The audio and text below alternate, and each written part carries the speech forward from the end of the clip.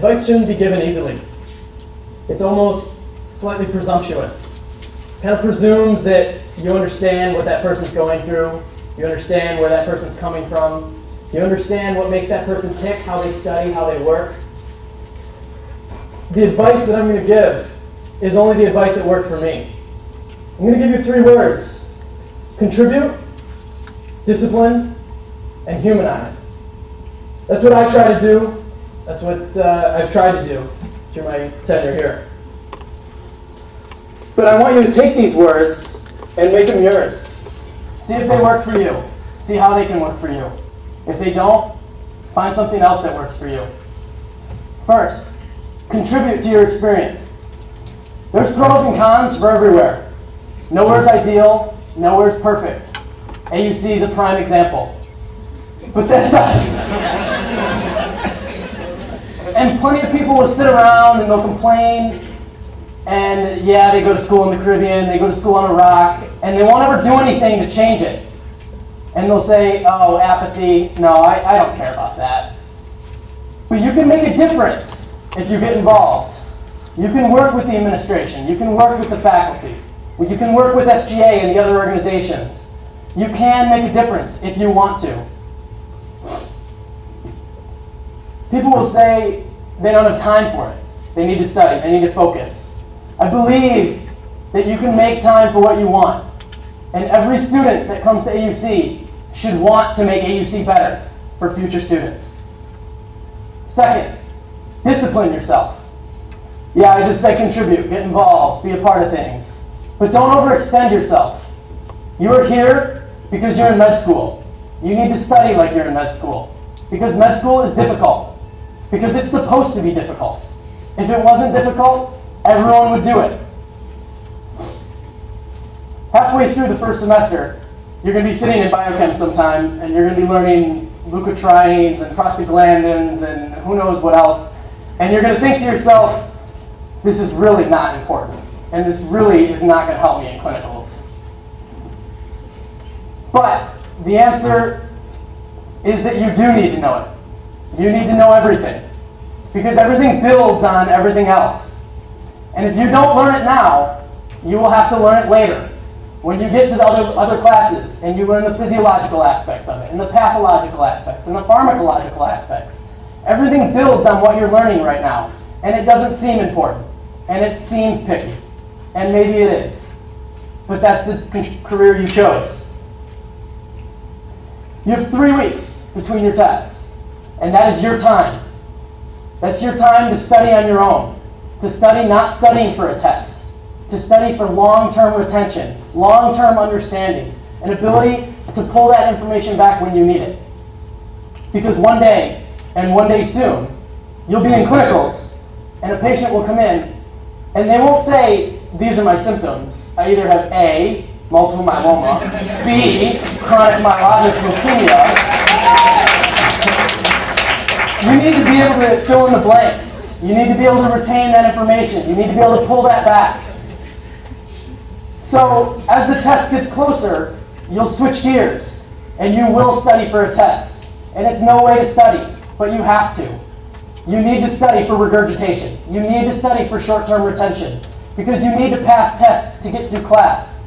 But you can't forget to be an active learner in those other 3 weeks. To use your professors, because you've started in a profession that is constantly changing. It will always change, and you will always be learning. It will never end from here on out, because it always improves, and it always gets better, and you always have new things to learn. And you have to challenge your professors. You have to question things you don't understand. You have to use them until you understand it, and until you are sure that you will be able to retain that information and pull it back when you need it. And lastly, but most important, humanize the profession. We live in a society where arrogance and medicine go hand in hand, and it doesn't need to. Being confident is possible without being arrogant. And when you get to that area, and those doctors are your colleagues, remember where you came from. An island in the Caribbean, where in a school that didn't need a curve, and didn't need competition. Our first semester at our White Coat, the Student Honor Society speech was given by a student named Bob. And if you haven't heard of Bob, I'm sure you will soon. And Bob gave a very long and drawn-out analogy about climbing a mountain. And I'm sure you can imagine what it is. You're at the base of the mountain, you need to climb to the top of the mountain, that's your goal. But however long and drawn out it was, I feel like he left something out of it. And that is, when you get to the top of your mountain, because you will, look around and realize that your colleagues are with you, but your patients are not. Because your patients don't climb that mountain with you. And when you look down, you will see them down below on the prairie, thousands of feet below you.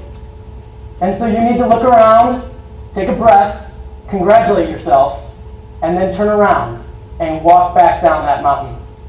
But it's not sufficient enough to get off your high mountain. You need to be able to relate to your patients. You need to be able to understand them.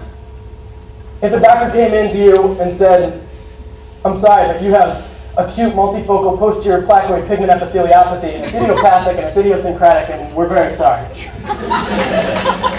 I'm sure you'd be very impressed that he can just let that roll off his tongue, and I'm sure he'd be very proud that he can use those big words and he knows what they mean. But he isn't relating to his patients.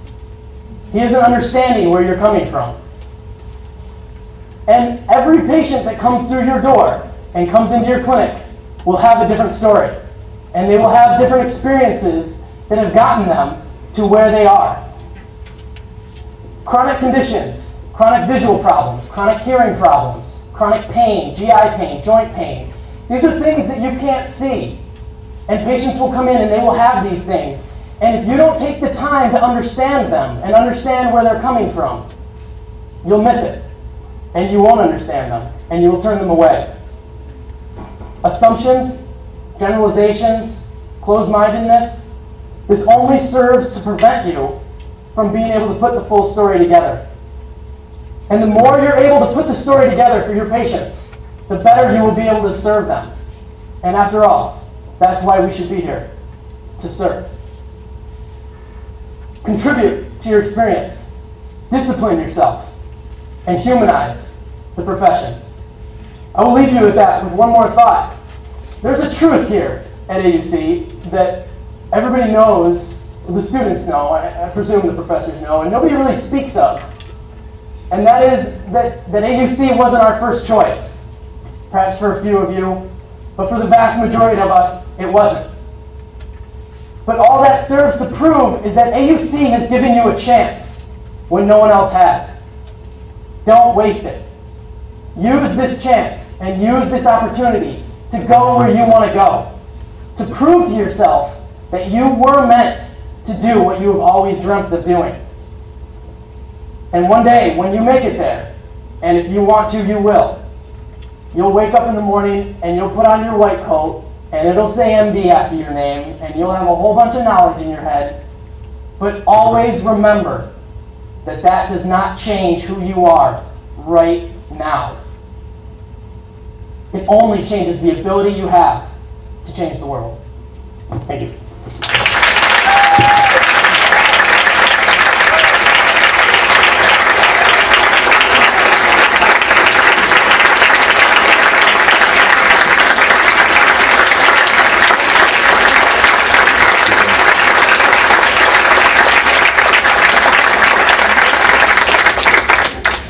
Wow, Karl, thank you so much.